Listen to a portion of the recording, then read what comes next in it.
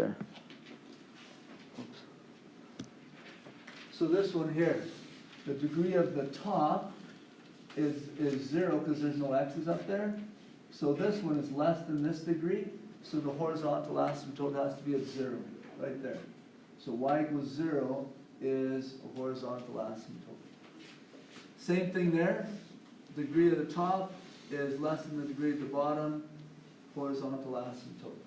The next one, the degree of the top is less than the degree at the bottom.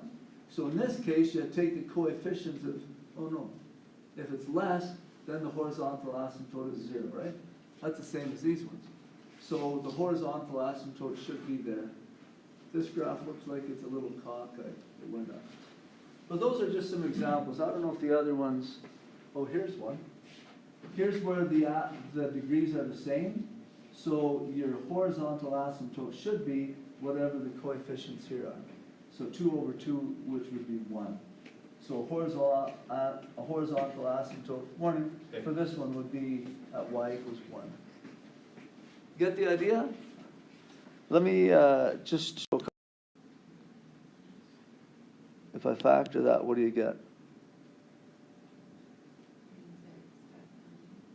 What is it? 6. It's 3 and 6, right? So it's x and an x. Would it be plus 6 and a minus 3? Is that right? X squared minus 3x plus 6x would give me the plus 3x and a minus 18. So the domain would be, if I was looking for the domain, I'd say all the x's, as long as x isn't negative 6 or a positive 3. If I'm looking for the asymptotes will be x equals minus 6 and x is equal to 3. So they're identical. So in the domain it says you can't have those. Asymptotes, you'll say that is the point where the graph is going to approach but never touch. Is everybody getting that? Vertical asymptotes, factor the bottom, whatever numbers you can't use in the domain, those are the exact numbers that you'd use for your vertical asymptote. Should we be factoring the top just in case there is something that we'd be canceling? Not a bad idea. Yeah, I sort of glossed over that, but on this one, yeah, you would have x minus 4, x plus 4 on top, and then on the bottom you've got your x plus 6, x minus 3, so there's nothing to cancel. If there was something to cancel, yeah, you could cancel it out. Yeah, and that's sort of what I said here, assuming no common factors. So if there were common factors, you could cancel them. Notice that this graph looks sort of cool. I'll do it in red here. So it goes up like that. Whoops, can't cross the line. This one has another sort of cool looking thing to it. So you get some cool looking lines, but I don't care what that stuff looks like. You could graph it on your graphing calculator if you want. All I want to know are where the vertical asymptotes are. I don't care what's happening in between them. Where's the vertical asymptote? Okay. There's another example. It's just you factor that, come up with some answers for it. I wanted to get onto horizontal asymptotes. So you can have vertical asymptotes and you can have horizontal asymptotes. Horizontal asymptotes they're easy to figure out. You just have to remember 3 different rules. That's the only thing you have to worry about with horizontal ones. So a horizontal asymptote you can have, and I think there's just one example here. Yeah, let me go to the rules. Rules, I think, are in your book right there. I'm not sure what page this is on, but to determine a horizontal asymptote, 3 different kind of rules that you can have. So the first one is when the numerator and denominator of a rational function have the same degree. So if they have the same degree, so let me put one down. So say I have an x squared plus something over 3x squared plus something. Notice I don't care what the something is beyond there. All I'm looking at is what the highest degree is. So if the highest degree is a squared, I'm just looking at those.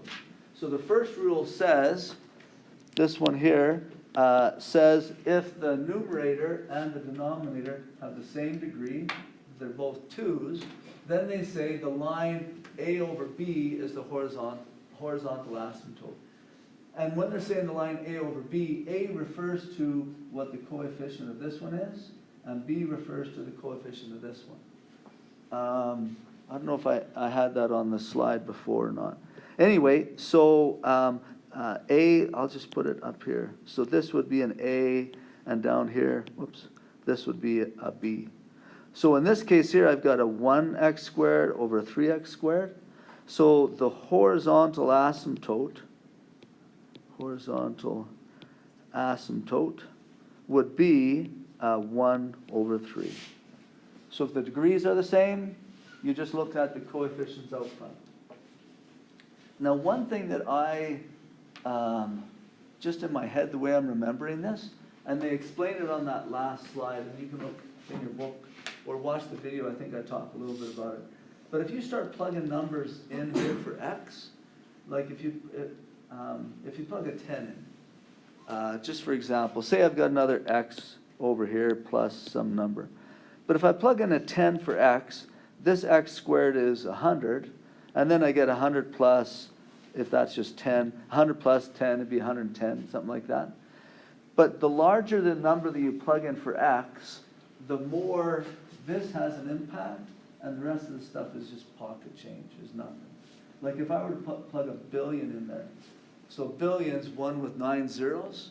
If you square that, you get 1 with 18 zeros. And then this one over here is just a billion, but something with 18 zeros versus something that's a billion, that there's no comparison. One with the 18 zeros is significantly more. This stuff really means nothing. And so that's the way I sort of think when I'm looking at horizontal asymptotes. I look and say, okay, if I have an x squared here and an x squared here, if I plug a billion here and a billion here, both these numbers are going to be the same. Really, the only difference between them, because this stuff is pocket change, are the numbers out front. So if the degrees are the same, then your horizontal asymptote is y equals 1/3. Now, the second one to look at, I'll put it over here. Second one to look at is when the degree of the numerator is less than the degree of the denominator. So if this number up top, say it's x minus 3, and the bottom is x squared plus 5x plus 6. So if I have the numerator whose degree is 1 over a denominator whose degree is 2. So if the numerator's degree is less than the degree of the denominator, then they say the horizontal asymptote is 0. And again, you can use the same kind of logic to hopefully in your mind rationalize that. So the asymptote is y equals 0.